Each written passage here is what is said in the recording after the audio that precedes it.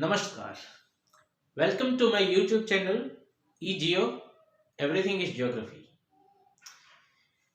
Today I'm going to discuss a very important topic, the interior of the earth. I am also going to use dual language. I'm going to discuss this topic in English and Hindi. Fine? Okay. So, why do we need to know the interior of the earth? First of all, there are two parts, exterior of the earth and interior of the earth. Exterior of the earth is something on which I am standing, surface. Interior of the earth is inside the earth, right? So, how can we know that what is there inside the earth? What is the characteristic, basic nature of the interior of the earth? So, to know the interior structure of the earth, there are various sources, okay, and those sources are classified as direct sources and indirect sources, okay. But before we go into this to discuss this topic in detail, एक बात देखते हैं कि अर्थ है क्या, okay. Earth is a planet, right. और अर्थ का जो रेडियस है, अर्थ radius is 6370 kilometre, okay. So the radius of the earth, this is the radius of earth, which is 6370 kilometer. Now just imagine 6370 kilometer. Is it possible to go deep into the earth, deep inside the earth? नहीं, possible नहीं है। 6370 kilometre तक, अंदर तक कोई नहीं जा सकता। 6370 किलोमीटर तो बहुत दूर है। बट अगर हम देखें कि आज तक पूरे वर्ल्ड में with advanced technologies, the advanced countries like United States of America, Russia, Germany, Japan, France, China, India, if we take example from each and every country, till date 6370 kilometre तो बहुत दूर है, 70 किलोमीटर तक भी कोई नहीं जा पाया, राइट। अफ्रीकन कॉन्टिनेंट में बहुत सारी माइंस है गोल्ड निकालने के लिए। So from gold mines their depth is also 3 to 4 kilometre, beyond that they can't dig. So 3 to 4 kilometer is the depth of gold mines, the deepest mines on the earth, right? But there are two projects which are going on. दो ऐसे project है जिसमें अर्थ के interior को और बेहतर जानने के लिए साइंटिस्ट ड्रिलिंग कर रहे हैं। उस प्रोजेक्ट का नाम है डीप ओशन ड्रिलिंग प्रोजेक्ट। एक प्रोजेक्ट है डीप ओशन ड्रिलिंग प्रोजेक्ट और दूसरे प्रोजेक्ट का नाम है integrated ocean drilling project. This is one, this is two. So deep ocean drilling project and integrated ocean drilling project, ये दो प्रोजेक्ट है जिससे हम ट्राई कर रहे हैं, scientist are trying to find out the information about the interior of the earth, right. अभी इसमें एक बात बहुत इंपॉर्टेंट है, नोटिस करने जैसी जो इंपॉर्टेंट बात है वो है ओशन, यानी deep ocean drilling project, integrated ocean drilling project. Ocean ही क्यों, लैंड के ऊपर क्यों नहीं? तो उसका रीजन है कि ओशंस इसलिए सिलेक्ट किए जाते हैं ड्रिलिंग के लिए। वाई? बिकॉज ओशंस की डेप्थ ऑलरेडी है, तो उतनी डेप्थ तो ड्रिल नहीं करना पड़ेगा, उसके बाद ड्रिलिंग करो। वही चीज अगर सरफेस पर करो तो ओशन की जो डेप्थ है उतना तो ड्रिलिंग करो, उसके बाद फिर ड्रिलिंग करना पड़ेगा। सो उससे बेटर है कि ओशंस को सिलेक्ट किया जाए। हाँ, टेक्नोलॉजी और ज्यादा एडवांस चाहिए इस प्रोजेक्ट के लिए, लेकिन ये दो प्रोजेक्ट है which are trying to find out the information कि अर्थ के इंटीरियर का एक्चुअल स्ट्रक्चर क्या है और क्या होता है आपके अंदर, राइट? आज तक सबसे ज्यादा जो ड्रिलिंग हुई है अर्थ के ऊपर वो है आर्कटिक ओशन में। आर्कटिक ओशन में 12 किलोमीटर की एक ड्रिलिंग हुई, उसका नाम, प्लेस का नाम है Cola. Okay, this is the deepest drill on the earth, 12 kilometre, Arctic ocean, and the name of the place is called Cola. तो कोला जगह है जहां पर 12 किलोमीटर तक की ड्रिलिंग हुई है, जो आज तक के इतिहास में, अर्थ के इतिहास में, पूरे पृथ्वी के इतिहास में सबसे डीपेस्ट है 12 किलोमीटर। अब ये 6370 किलोमीटर तक तो कोई नहीं जा सकता, राइट? क्यों नहीं जा सकते? क्योंकि दो चीजें होती है अर्थ के इंटीरियर में। हम जैसे जैसे अर्थ के अंदर घुसते हैं, फॉर एग्जाम्पल ये अगर अर्थ है और उसके अंदर हम अगर जाने की कोशिश करेंगे तो दो चीजें होगी। एक तो टेम्परेचर बढ़ेगा और दूसरा प्रेशर बढ़ेगा। टेम्परेचर एंड प्रेशर दोनों ही बढ़ेंगे और वो इतना बढ़ जाएंगे कि उसको सहन नहीं किया जा सकता। इसलिए we can't go very deep inside the earth. अब अर्थ के अंदर नहीं जा सकते हैं, अर्थ के अंदर हम नहीं जा सकते, 12 किलोमीटर इनफ हो गया, उसके आगे नहीं बढ़ पाए क्योंकि मशीन्स भी काम करना बंद कर देती है इसके बाद, राइट? तो अब इंफॉर्मेशन कहां से निकालें? तो इंफॉर्मेशन के लिए देयर आर टू सोर्सेस। दो तरीके के सोर्सेस होते हैं अर्थ की इंटीरियर के बारे में जो हमें इंफॉर्मेशन देते हैं। There are two types of sources, and these sources are called direct sources। एक होता है सीधा डायरेक्ट सोर्सेस, दूसरा होता है indirect sources. So there are two sources, one is direct, one is indirect. Okay, direct sources and indirect sources. Now in direct sources what can we get? So in direct sources सबसे बड़ा जो है source वो होता है rock study. Okay, the rocks which are coming out from mining। किसी भी चीज की माइनिंग करते हैं तो रॉक्स निकलते हैं, उस रॉक को स्टडी करना है। रॉक के नेचर को स्टडी करो, उसकी कैरेक्टरिस्टिक्स को स्टडी करो और उससे हमें अर्थ की इंटीरियर के बारे में इंफॉर्मेशन मिल सकती है। तो सबसे बड़ा सोर्स है रॉक स्टडी। ओके, दूसरा सोर्स होता है डायरेक्ट का, कि आप डीप ड्रिल करो।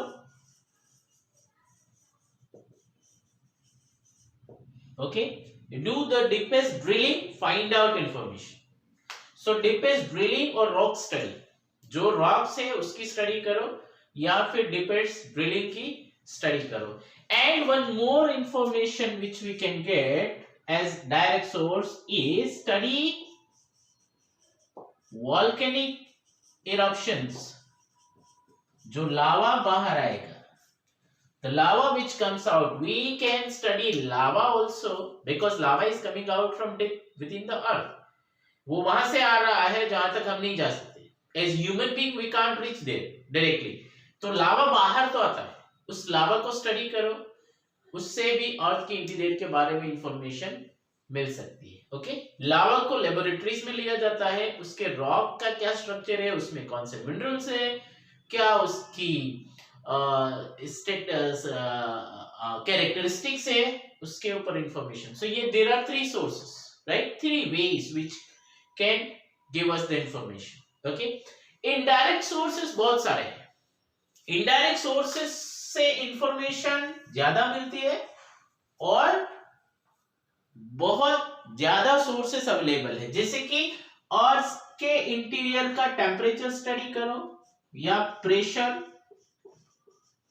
स्टडी करो या फिर अर्थ की डेंसिटी, इंटीरियर डेंसिटी को स्टडी करो, राइट। या फिर अगर मीटियोर्स है, right, meteors, however meteors are different, right? Meteors are coming from outside the earth, but they will also carrying similar kind of characteristics which earth has, right? They may carry. So meteors की study कर सकते हैं, okay? Then we can study about the gravitation of the earth. Gravitation की study करो, okay? We can study the gravitation, okay? We can study about the magnetic field. Magnetic field के बारे में study करो, या we can study the seismic activities, okay. So see, temperature, pressure, density, meteors, gravitation, magnetic field, seismic activities, ये सब indirect sources है। Through this we can also find out a lot of information about the interior of the earth. अर्थ के अंदर क्या क्या है, अर्थ के अंदर क्या, अर्थ का अंदर का क्या स्ट्रक्चर है, उसके अंदर क्या मिनरल्स है, क्या उसका पोजीशन है, everything, the information, most of the information हम इन सोर्सेस से भी निकाल सकते हैं। तो ये दो सोर्सेस है जिससे अर्थ के इंटीरियर के बारे में हमें पता चलता है, ओके ना। इसमें सबसे इंपॉर्टेंट जो सोर्स है वो है वॉल्केनिक इरप्शन, लावा को स्टडी करो, और उससे भी ज्यादा इंपॉर्टेंट सोर्स है that is seismic activities, okay. Seismic activities जो अर्थक्वेक से रिलेटेड है, भूकंप, अर्थक्वेक से रिलेटेड जो एक्टिविटीज है वो है सिस्मिक एक्टिविटीज, ओके। तो how can we get information through seismic activities? So let us see the seismic activities, that how can we utilize seismic activities to get information about the interior of the earth, okay. Now if we are trying to find out the information about the interior of the earth through seismic activities, okay, तो seismic activities मतलब earthquake, so we need to study earthquakes,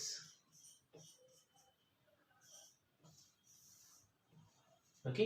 Now earthquake, what is an earthquake? So earthquake is simply, it can be simply defined as just the shaking of the earth. The earth shaking of the earth is, or vibrations of the surface is earthquake, right?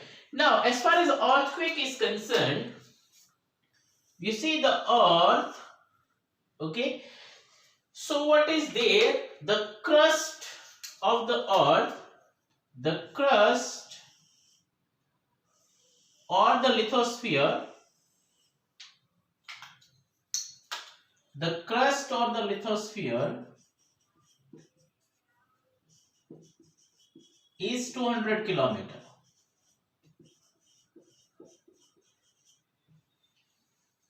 okay. Now whatever is happening on the crust, the vibrations is earthquake.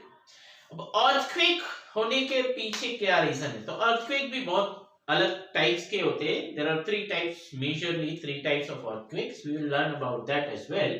लेकिन earthquake का nature क्या है? तो earthquake में यह है कि पूरी अर्थ जो सरफेस है जिसके ऊपर हम लोग रहते हैं, the crust, the lithosphere, वो 7 पार्ट्स में डिवाइडेड है जिसको टेक्टोनिक प्लेट्स बोलते हैं, राइट?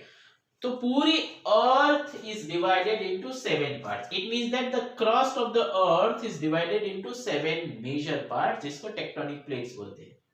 और ये सारी टेक्टोनिक प्लेट्स मेंटल के ऊपर है, ओके, मेंटल के ऊपर. और ये सारी टेक्टोनिक प्लेट्स मूव करती है, ये घूमती है इन डिफरेंट डायरेक्शंस, राइट? अब ये टेक्टोनिक प्लेट क्योंकि अलग अलग है इसलिए इनके बीच में बाउंड्रीज होती है. So there are three types of plate boundaries: convergent, divergent and transform. So there are three types of plate boundaries. Conversion plate boundary is where there are two tectonic plates. They are moving towards each other. दो tectonic plate एक दूसरे के पास आ रही है. That is conversion. Divergent plate boundaries are those plate boundaries where two tectonic plates move opposite to each other. दो plate एक दूसरे से दूर जा रही है, इसको बोलते हैं divergent, diverge. And transform plate boundaries are those plate boundaries where two tectonic plates move in opposite direction. So whatever you saw right now, like this board fell down, this is what happened during earthquakes, right? There could be lot more damages depending upon the intensity of any earthquake, right? So we are talking about three types of plate boundaries: conversion, divergent and transform. Now conversion plate boundary, where two plates move towards each other. Conversion plate boundaries are very destructive. They are also called destructive plate boundaries. Whereas divergent plate boundaries, where plate move away from each other, जहां पर दो plate अलग अलग दिशा में जाती है, अलग एक दूसरे से दूर जाती है, those kind of plate boundaries are constructive. And transform plate boundary, जहां पर दो प्लेट एक दूसरे के अपोजिट डायरेक्शन में आसपास से निकल जाती है लेकिन टकराती नहीं है, those kind of plate boundaries are generally doesn't cause any major damage, right? Now तो ये प्लेट बाउंड्री पूरी अर्थ का 7 टाइप्स ऑफ टेक्टोनिक प्लेट्स और उसकी वजह से earthquakes, volcanoes होते रहते हैं. Now our idea over here, the idea over here is different. We are looking at the anatomy of earthquake. तो earthquake की जो anatomy है उसमें दो चीज है. एक होता है the point from which earthquake starts. जैसे कि दो कोई प्लेट है आपस में लॉक हो गई है और वो जब लॉक टूटेगा, जब एक दूसरे से लॉक निकलेगा तो एनर्जी रिलीज होगी. जहां से एनर्जी रिलीज होती है उसको बोलते हैं focus. And focus remains always inside the अर्थ. तो अर्थ के अंदर हमेशा फोकस होता है, वो एरिया जहां से अर्थक्वेक की शुरुआत होती है. And the point perpendicular to the focus above the surface, surface के ऊपर जहां पर सबसे पहले वाइब्रेशन फील होता है उसको बोलते हैं एपिसेंटर. तो epicentre is above the focus on the surface. Surface के ऊपर कहीं पर अर्थक्वेक हुआ और सबसे पहली वेव वाइब्रेशन जो सरफेस के ऊपर टच होगा एपिसेंटर. तो एपिसेंटर हमेशा ऊपर होता है, अर्थ सरफेस के ऊपर होता है, एंड फोकस हमेशा अर्थ के अंदर होता है, राइट? तो focus and epicentre are like this, fine. Now जब वेव्स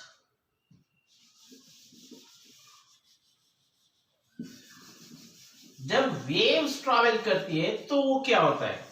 तो अर्थक्वेक में there are 3 types of waves, P, S and L waves. Okay, अब ये L waves, P, S and L 3 तरीके की वेव है. तीनों को डिस्कस करने से पहले इन तीनों वेव्स को 2 पार्ट में डिवाइड करते हैं. वो 2 पार्ट है, एक होता है बॉडी वेव्स और दूसरा होता है surface waves. Okay, so majorly the earthquake has 2 types of waves, body waves and surface waves. Body waves जो डायरेक्टली रिलीज होती है, directly with the waves which release directly from the focus are called body waves, and body waves are of two types, P waves and S waves. Okay, P waves means primary waves, S wave is secondary wave. So there are two types of body waves, primary waves and secondary waves. Surface waves are also the part of, that is the part of the tertiary waves, that is the long waves, right? So first and second wave जो primary and secondary waves है उनका क्या होता है? तो अर्थ के interior की information through earthquake, through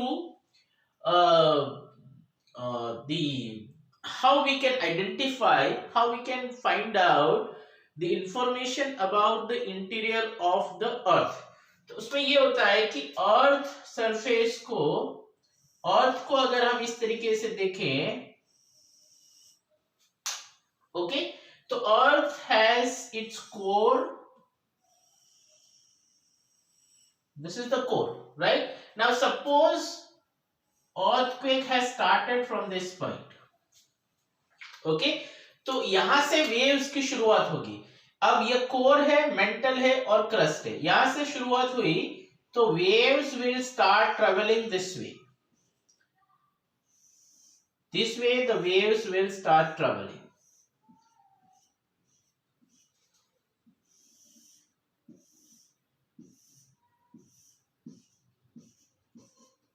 All these are primary waves, okay, but when the wave will enter into the core, तो कोर में उसका डायरेक्शन चेंज होता है, कोर में ये वेव्स का डायरेक्शन जो है वो चेंज होगा, और यहां से जब वो बाहर निकलेगी तो उसका डायरेक्शन चेंज हो जाएगा। वो इसलिए चेंज होता है क्योंकि अर्थ की डेंसिटी अलग है, okay. Now this portion which you can see over here, ये वाला जो पोर्शन है जहां पर वेव्स नहीं आई, ये एरिया जहां पर वेव्स नहीं आई उसको बोलते हैं shadow zone, this is known as shadow zone, okay. So shadow zone is the area where waves are not entering, और ये इस तरीके से होता है कि कहीं पर भी जो इंस्ट्रूमेंट यूज किया जाता है अर्थक्वेक को मेजर करने के लिए उसको बोलते हैं seismometer. Seismometer has a seismograph, तो seismometer is the instrument, seismograph जो है वो उसके अंदर एक पेपर होता है जिसके अंदर वो नीडल से वेव्स का रिकॉर्डिंग होता है। किस तरीके से होता है, मान लो कि अर्थक्वेक हुआ तो वो वेव्स की शुरुआत इस तरीके से होगी, फिर उसकी इंटेंसिटी बढ़ेगी, फिर इंटेंसिटी बढ़ेगी, फिर इंटेंसिटी इस तरीके से होगी, राइट। तो ये जो शुरुआत हुई थी ये प्राइमरी वेव्स है, यहां पर आकर वो हो गई सेकेंडरी वेव्स, ओके। ये जिस पेपर के ऊपर रिकॉर्डिंग करता है इस तरीके से उसको बोलते हैं सिस्मोग्राफ, और जो इंस्ट्रूमेंट है उसको बोलते हैं सिस्मोमीटर, ओके। तो ये है कि सिस्मोमीटर अगर अर्थक्वेक के एपिसेंटर से 105 kilometre, within 105 kilometer, the seismometer will observe primary and secondary waves both. It will record primary and secondary waves both, okay. और दूसरा होता है कि 145 किलोमीटर, अगर सेस्मोमीटर को 105 किलोमीटर के अंदर फ्रॉम द एपिसेंटर कहीं पर भी रखोगे तो उसके अंदर प्राइमरी सेकेंडरी वेव्स दोनों ही मेजर होगी। लेकिन अगर किसी भी सेस्मोमीटर को 145 किलोमीटर के आगे रखते हो तो उसमें सिर्फ प्राइमरी वेव्स रिकॉर्ड होगी। It will record only primary waves, it will record only primary waves. Secondary waves 145 kilometre के आगे अगर कोई इंस्ट्रूमेंट, अगर कोई सिस्मोमीटर रख दिया तो उसके ऊपर रिकॉर्ड नहीं होती है। ओके, तो उसकी वजह से ये जो एरिया हुआ 105 टू 145 किलोमीटर, इसको बोलते हैं शैडो जोन, जिसमें सेकेंडरी वेव्स रिकॉर्ड नहीं होती। क्यों नहीं होती? क्योंकि अर्थ की डेंसिटी अलग है। Fine, now looking at primary waves, primary wave सबसे फास्टेस्ट वेव्स होती है। Primary waves are the fastest waves, okay. और सबसे पहले जो वेव आएगी, जो वाइब्रेशन होगा, पहला वाइब्रेशन वो हमेशा प्राइमरी वेव्स का होता है, क्योंकि primary waves are the fastest waves. This waves are exactly like sound waves. तो साउंड वेव्स की तरह ही प्राइमरी वेव्स होती है, और ये waves, primary waves, solid, liquid और गैस, तीनों ही मटेरियल से पास होगी। Primary waves can pass through solid, liquid and gaseous state, okay. But secondary waves जो है वो सिर्फ, सेकेंडरी वेव्स सिर्फ सॉलिड से ही पास हो सकती है, ओके। और सेकेंडरी वेव्स सबसे लास्ट में आती है, लेट आती है, टाइम गैप के बाद आती है, ओके। और सेकेंडरी वेव्स क्योंकि वो सबसे लास्ट में आती है और टाइम के बाद आती है, तो उसका डिस्ट्रक्शन भी ज्यादा होता है, क्योंकि सबसे ज्यादा जो इंटेंसिटी मेजर होगी, द इंटेंसिटी सबसे ज्यादा अगर किसी वेव्स की रिकॉर्ड होती है तो वो होती है secondary waves. It means that whenever any earthquake took place, whenever vibrations are being felt anywhere, first waves are primary. But after some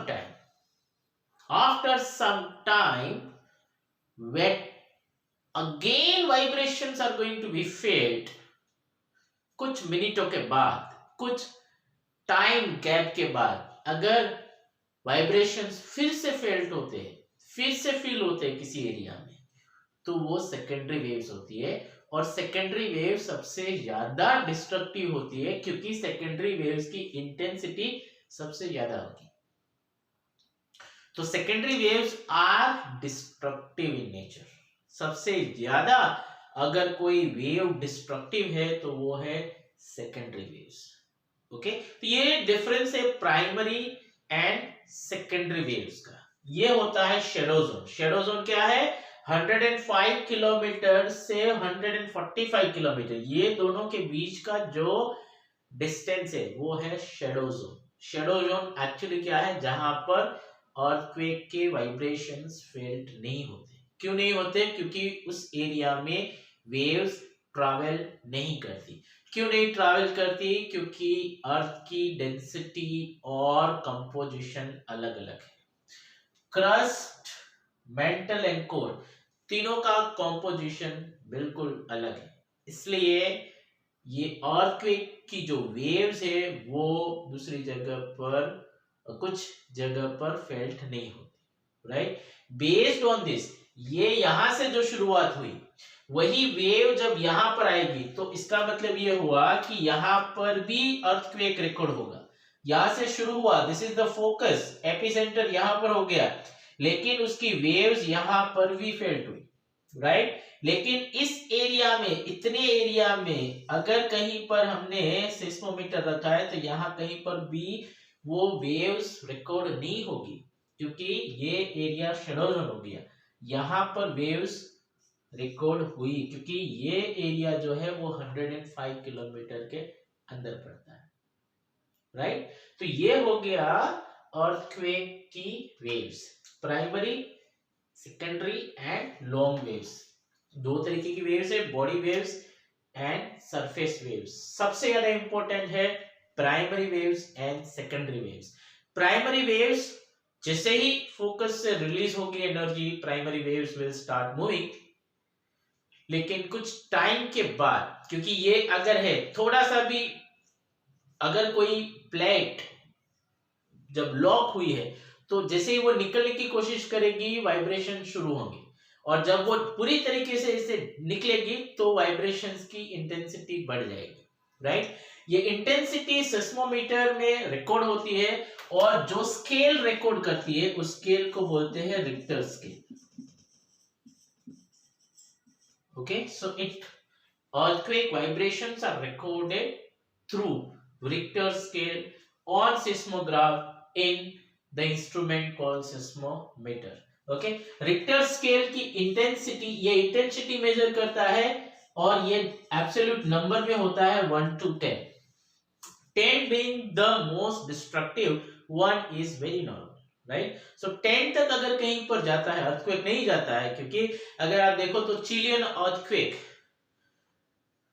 जो 1960 में हुआ था उसकी इंटेंसिटी 9.4 to 9.6 थी, एग्जैक्ट नहीं मिली लेकिन 9.4 to 9.6 के बीच में थी। 10 तक जनरली नहीं जाता है क्योंकि 10 is complete destruction, right. So 10 is being the highest one.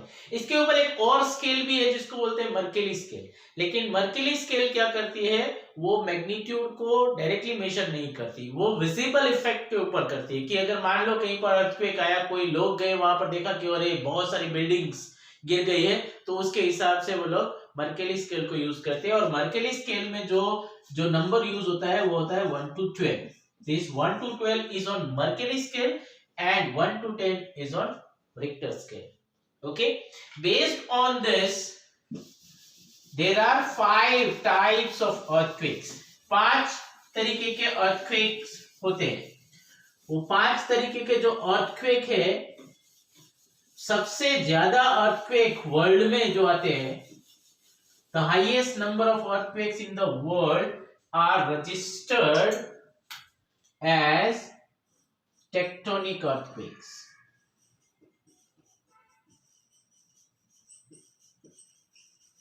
सबसे ज्यादा वर्ल्ड में टेक्टोनिक अर्थक्वेक्स आते हैं, और सेकेंड नंबर पर जो अर्थक्वेक्स है वर्ल्ड में सबसे ज्यादा आते हैं वो होते हैं वॉल्केनिक अर्थक्वेक। सेकेंड नंबर पर आते हैं वॉल्केनिक अर्थक्वेक। थर्ड नंबर पर आता है the earthquakes which are caused by collapsing like landslides, avalanches also caused earthquakes. Fourth number पर आता है वो है explosion, due to some explosion like atomic bombs. Okay, उसकी वजह से भी अर्थक्वेक्स आते हैं, बड़े बड़े बॉम्ब्स, बड़ी बड़ी मिसाइल्स, उसकी वजह से भी अर्थक्वेक्स आते हैं, उसको बोलते हैं एक्सप्लोजन। और फिफ्थ टाइप का जो होता है वो है रिजर्वोयर इंड्यूस्ड।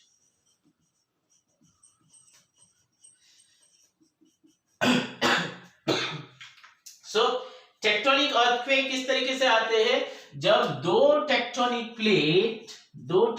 प्लेट या तो आपस में टकराती है या एक दूसरे से दूर जाती है या पास होती है, तो टेक्टोनिक प्लेट्स की मूवमेंट से जो अर्थक्वेक होते हैं उनको बोलते हैं tectonic earthquake.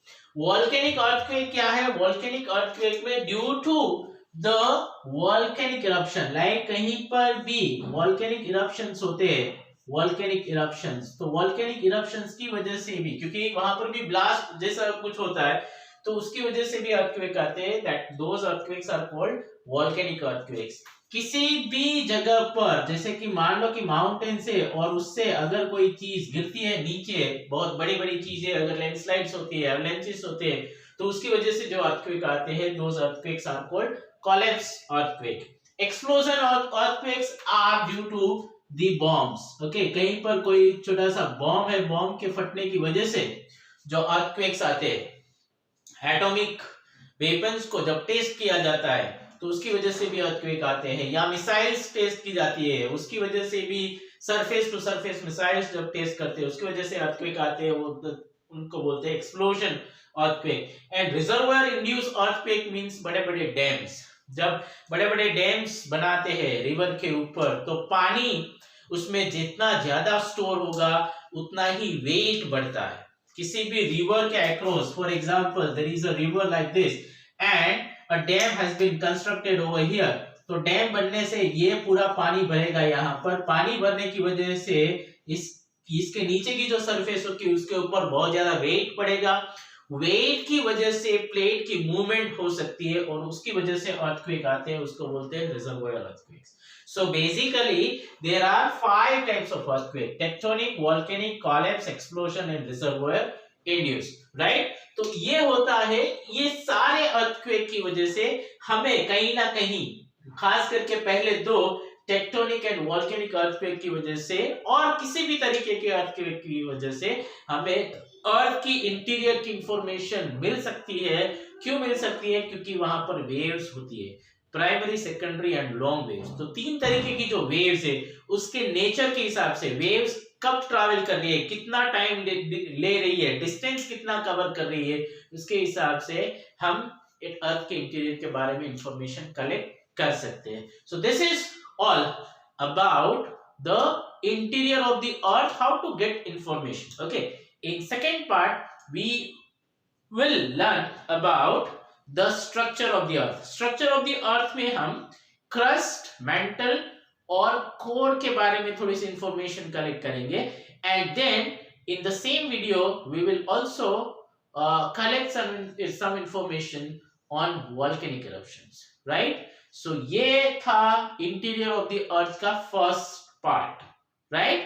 Thank you all. Like, share and subscribe my YouTube channel.